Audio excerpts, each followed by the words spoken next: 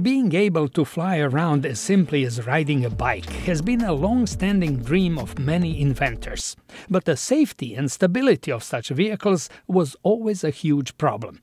As relevant technologies such as quadcopters and high-capacity batteries have developed within the past decade, the dream of personal flying vehicles has moved closer to reality.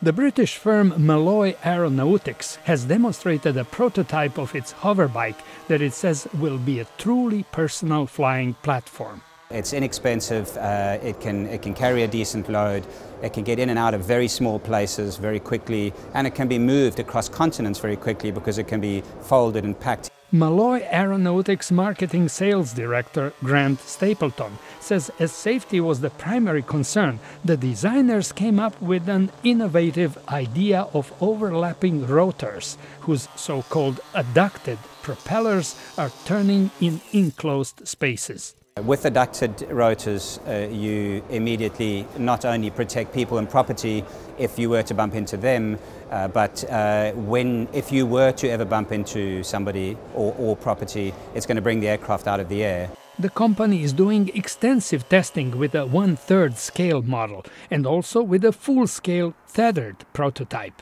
Inventors say their hoverbike will most likely be used first by the military, police and rescue squads.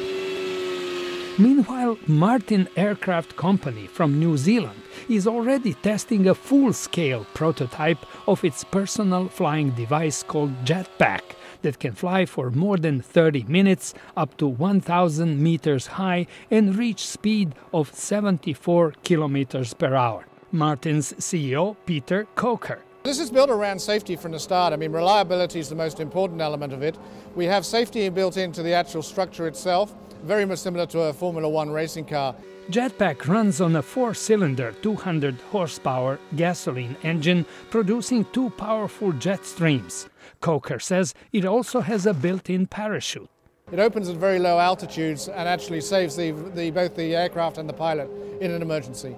Coker says Jetpack will be ready for the market by the end of 2016, with a price of around $200,000. George Putic, VOA News, Washington.